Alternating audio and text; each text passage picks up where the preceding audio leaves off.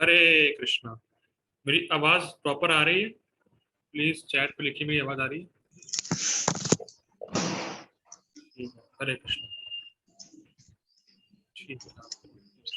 अर्चना माता जी आपका mic on. ठीक है, हरे कृष्णा हो गया। ठीक है, पढ़ते हैं श्लोक। आज चर्चा करने का प्रयास करेंगे 8वें अध्याय का 18 नंबर श्लोक।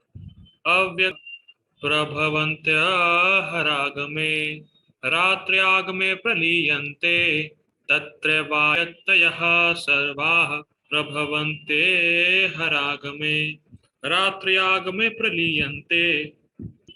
शब्दार्थ देखिए। अव्यक्तात् अव्यक्त से, व्यक्तः जीव, सर्वः सारे, प्रभवन्ति अह अह आगमे दिन होने पर। तो बहुत सुंदर श्लोक है देखिए। प्रकृति की अव्यक्त सारे जीव व्यक्त अवस्था में प्रकट होते हैं कब? जब ब्रह्मा जी का दिन आता है। ठीक। रात्रि आग में और ब्रह्मा जी की रात्रि आने पर जीव फिर अव्यक्त में लीन हो जाता है। शब्द देखिए। रात्रि आग में, रात्रि आने पर। ठीक है। रात्रि आग में रात्रि आने पर प्रलियंते विनष्ट हो जाए, अप्रकट संग के नामक कहे जाने वाले। ठीक है। अनुवाद देखिए। ब्रह्मा के दिन के शुभारंभ में सारे, फिर जब रात्रि आती है तो वे पुनः अव्यक्त में विलीन हो जाते हैं। तो ब्रह्मा जी की रात्रि का उन्होंने देखी थी 1000 द्वापर कलयुग। तब इन 4 युगों की साइकिल 1000 बार चलती है तो उतने समय का ब्रह्मा जी का दिन होता है, उतने ही समय का ब्रह्मा जी की रात्रि होती है। ठीक है। तो महर लोक के नीचे जितने भी लोक हैं वो सब नष्ट हो जाते हैं। तो उस समय सारे जीव गर्भोदक्षाय विष्णु में निवास करते हैं। तो फिर जो जीव गर्भोदक्षाय विष्णु के अंदर हैं, लीन हैं, फिर उन जीवों को शरीर मिलता है, फिर सृष्टि होती है। लेकिन महर वो जानते हैं ब्रह्मा जी का दिन और रात क्या है। हम लोग नहीं जानते ब्रह्मा जी का दिन और रात क्या है, हम लोग अपने बारे में जानते हैं। लेकिन जो महर लोक के ऊपर के लोग हैं, इंक्लूडिंग महर, क्योंकि ब्रह्मा जी की रात्रि में वो सारे लोक और उसमें रहने वाले लोग नष्ट नहीं होते हैं, बाकी सब नष्ट हो जाते हैं, मतलब गर्भोदशा विष्णु के अंदर चले जाते हैं। ठीक है। टीका देखिए। पपा जी तात्पर्य उसमें नहीं, पपा जी का जो गीता भूषण टीका है, देखिए उसको। जो लोग उपरोक्त दिन और रात्रि को जानने वाले से ही निम्न लोकों के लोग, वे ब्रह्मा जी के दिन के अंत में प्रलय को प्राप्त होते हैं। तो जो लोक हैं उसमें जो लोग रहते हैं वो ब्रह्मा जी के रात्रि में प्रलय को प्राप्त होते हैं। ठीक, तो स्पष्ट है। नोट। स्वर्ग लोक के ऊपर के ग्रह और उसके निवासी ब्रह्मा जी के दिन के बाद वाले लोग हैं, नष्ट हो जाते हैं, और हम लोग नीचे के लोक में ही हैं। ठीक। वो सिंपल टीका है। देखिए, जो ब्रह्म लोक में रहते हैं वे ब्रह्मा जी की परम के आरंभ होने पर, जब ब्रह्मा जी निद्रा से जागते हैं तो सभी शरीर, इंद्रियां, इंद्रिय भोग के विषय और स्थान प्रकट होते हैं। महर लोक तक सब नष्ट हो गया, मतलब महर लोक नष्ट नहीं हुआ, उसके नीचे सब नष्ट हो गया। तो जो जीव हैं वो अव्यक्त में लीन हो गए। जीव की इच्छा और उसके संस्कार वो जीव के साथ ही रहते हैं। जो जीव का सूक्ष्म शरीर है, जो भौतिक इच्छा संस्कार है, वो नष्ट नहीं होता। तो महर लोक के जितने भी लोग हैं वो सब नष्ट हो गए। जो जीव होता है वो अपने सूक्ष्म शरीर के साथ गर्भोदक्षाय विष्णु में या अव्यय और संस्कार वो क्यों रहते हैं। फिर जब ब्रह्मा जी का दिन आता है तो जीव के क्या कर्म थे, क्या इच्छाएं थी, पिछली सृष्टि में उनको नया शरीर प्राप्त होता है। स्पष्ट। ठीक, आगे बढ़ते हैं। ब्रह्मा जी की रात्रि प्रारंभ होने पर जब उनके सोने का समय आता है तो यह कौन सी वस्तुएं, शरीर, इंद्रियां, भोग के विषय और स्थान, ये सब अप्रकट हो जाता है, सब खत्म हो जाता है। ठीक है। अब समझा रहे हैं अव्यक्त शब्द को। यहां अव्यक्त शब्द से प्रधान को नहीं लेना चाहिए के संबंध में कहा जा रहा है, जिसमें आकाश तत्व विद्यमान रहता है। दैनिक मतलब होता है डेली। तो ब्रह्मा जी के लिए ये डेली रूटीन है। जैसे भी रात में सोते हैं, सो ब्रह्मा जी की रात। हरे कृष्णा। हरे कृष्णा।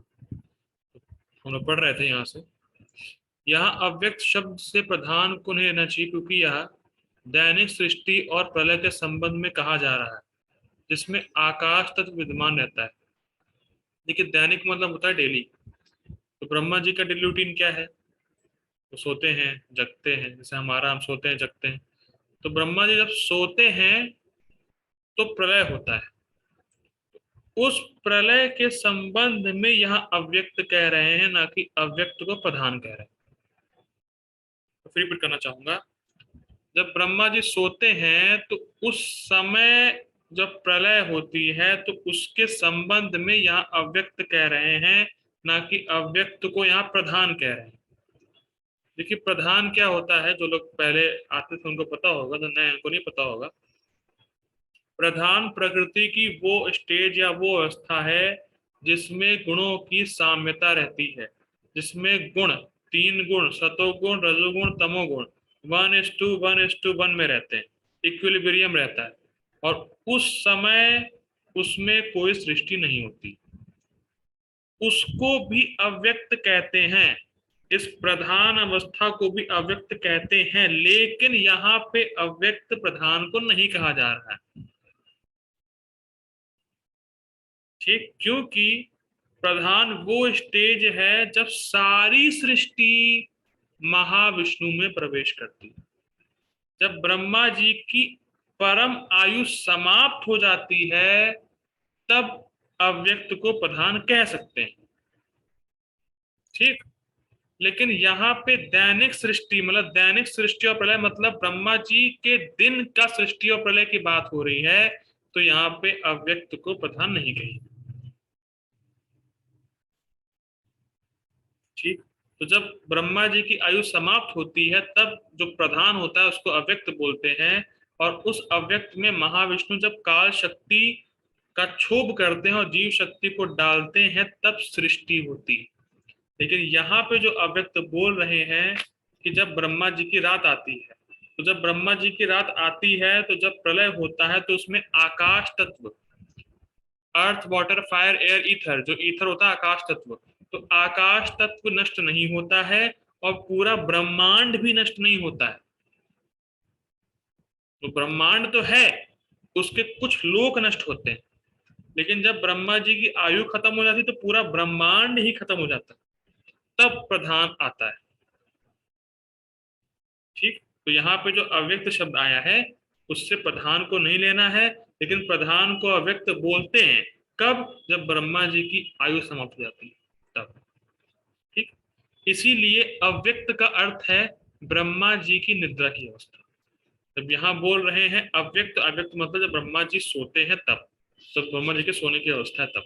नोट, प्रधान में सृष्टि का लय ब्रह्मा जी की परम आयु के उपरांत ही होता है। जैसा मैं बता रहा था कि जब ब्रह्मा जी की पूरी आयु समाप्त हो जाएगी, उसमें प्रधान होता है।